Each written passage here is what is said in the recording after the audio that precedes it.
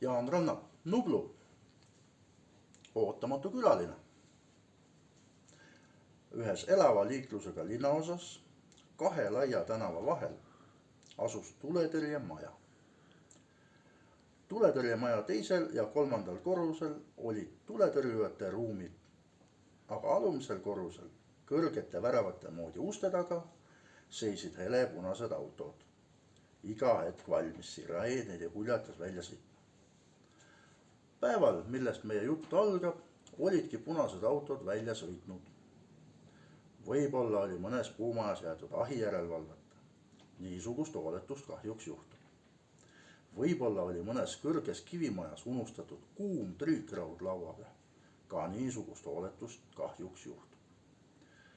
Igatahes oli tuletõrjujate abi vaja läinud ja nüüd tulid nad tagasi ning asusid märgi voolikuid kuivatama.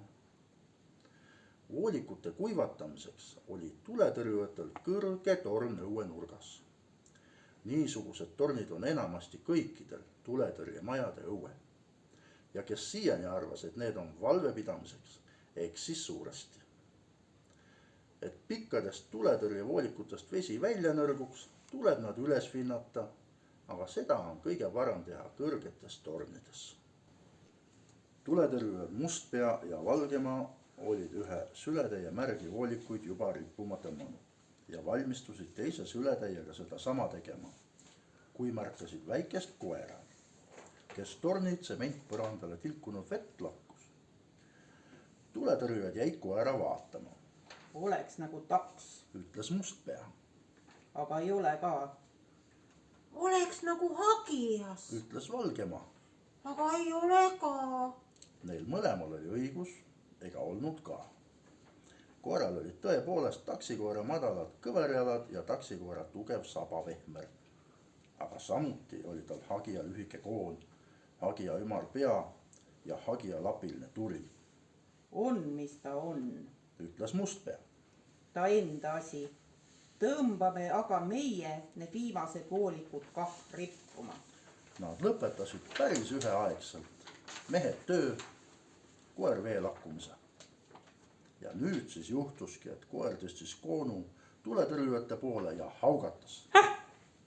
See oli hele, kõlav haugatus. Ei tea, mis ta tahab. Küsis Valgemaa. Mustpea teadis, Ütles, et süüa. kostis Mustpea. Ja ta võttis koera, kes oli altpoolt taks, pealtpoolt hagijas pikema jututa sülle. Tuletõrjemaja terve alumine korrus ei olnud siiski ainult autode päralt. Seal asus ka köök ja köögi poole tuletõrjuja Mustpea nüüd tüüriski. Valge kitliga kokk korraldas parajasti oma potte ja panna, aga kui ta külalisi nägi, jättis ta selle töö pooleli.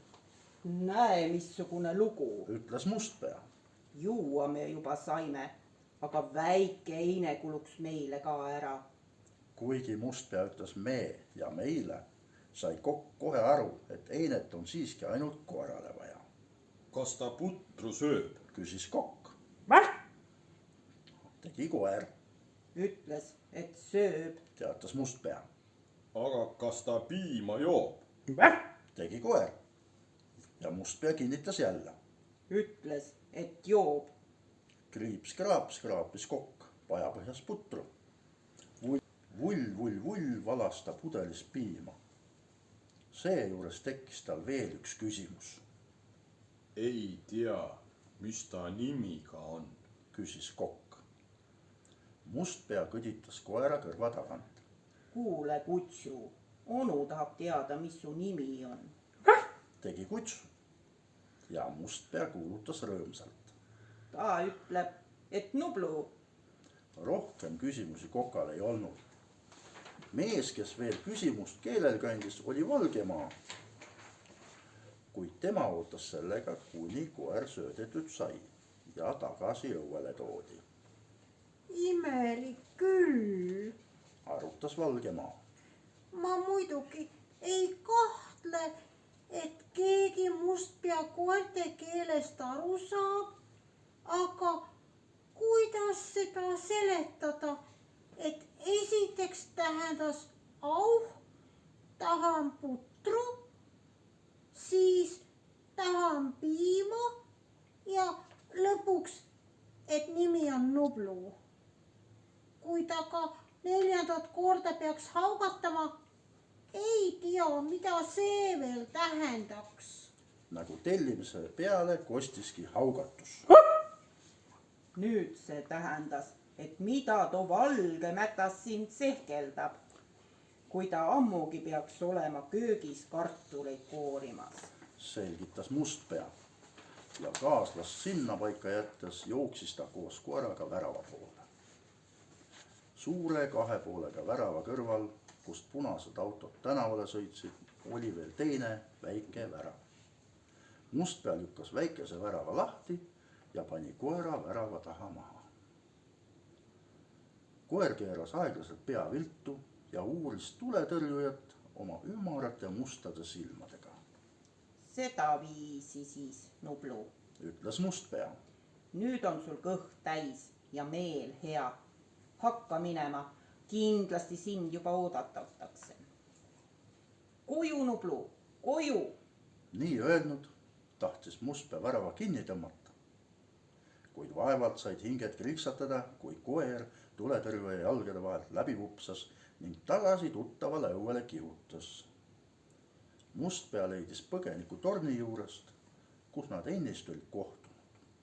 Koer oli nina mingisugusesse auku toppinud ja kaapis nüüd maad nii, et liiv lendas. Mida see siis tähendab? Küsis Mustpea. Miks sa tagasi jooksid? Kas see peab tähendama, et sul ei ole kodu, kuhu minna? Tegi koer koonu tõstes. Ütleb, et ei ole Pommises Mustpea. ja sa oled otsustanud siia jääda. Tegi koer. Ütleb, et on. Pommises Mustpea. Ta lükkas mütsi kuklasse ja pidas veidi aru. Talle endale meeldis hästi see õu ja see maja. Ta ei pannud üldse imeks, et koer tahtis siia jääda. Kuid oli see otsus ikka läbi kaalutud. Aga meil on kõva kord. Hirmutas Mustpea. Tegi Nublu märgiks, et kõva kord teda ei kohuta. Iga päev õppused. Haugatas Nublu vaimustusega ja kargles ümber Mustpea. Kus? Vehkis Mustpea kätega. Tasa. Kui ta hääl ei kõlanud sugugi vaigistavalt, paistis kogune, et Mustpeale on koera vallatused päris meele järel ning Nublu, kes sellest nähtavasti aru sai, möllas veel ägedamalt. Kui tuletõrjuja Valgemaa kartuli koorimise lõpetas ning tahtis minna televiisori tuppa värskeid ajalehti lugema, kohtas ta oma suureks üllatuseks 2. korruse koridoris rongkäiku, mille ees astus lapilise hagija tuljaga Peni. Koera kõrval tippis teenistusvalmilt lüheldane turske tuletõrjuja, kelles Valgemaa ära tundis oma sõbra Mustpea. Aga nende taga kõndisid muheledes esimesed tuletõrjuja jao ülejäänud liikmed. Mustpea lükkas uksi lahti. Siin pritsimehed töötavad. Kuulutas Mustpea lävel, kust paistsid höövelpink ja puurmasin. Siin pritsimehed puhkavad. Teatas ta teise ukse juurest. Aga seal Lõksatas 3. uks. on see koht, kus käed ja kõrvad puhtaks pestakse. Hagija tuljaga koer noogutas iga selgituse peale pead või võngutas saba. Kõigest võis näha, et tähelepanu, mille osaliseks ta sai, talle väga meeldis. Kord tõi ta isegi kuuldavale lühikese haugatuse, mida Mustpea samas tõlkis. Ütleb, et selles ruumis on tolm pühkimata. Rongkäik oli just tuletõrjehoone 3. korrusele tõusnud, kui äkki täitis tervet maja kellahelin. Kellad helisesid koridoris, kellad helisesid tubades. Koguni all õues helises kell, peletades sealt lendu tuviparve. Nublu ei näinud, kuidas garaaži 2 poolega uksed avanesid. Ta ei näinud, kuidas sealt sõduripluusis mees välja jooksis ning tänavale viiva värava lahti lükkas. Seest aga nägi ta, kuidas tema saatjaskond mingisuguse kapi juurde sööstis ja ükshaaval ära kadus Kapp neelas tuletõrjuja Mustpea ja tuletõrjuja Valgemaa. Kapp neelas kogu selle seltskonna, kes hetk tagasi oli väikest koera kiitnud ning patsutanud. Nublu ei kavatsenudki oma uutest sõpradest maha jääda. Klähvides tormas ta neile järele.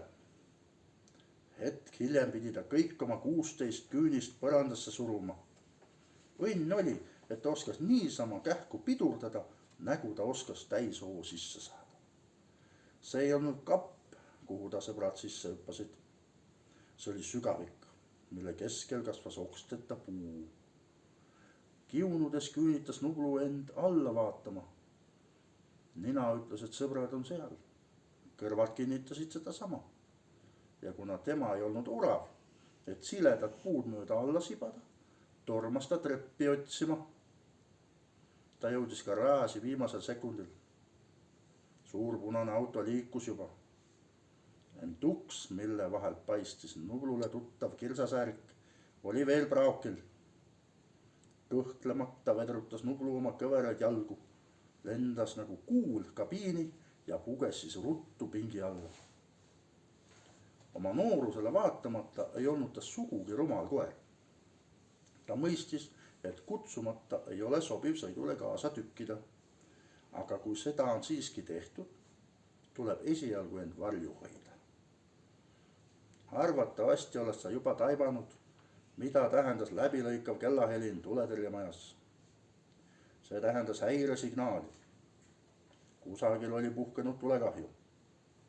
Mööda telefoniliine jõudis teade sellest tuletõrjemaja sidekeskusesse.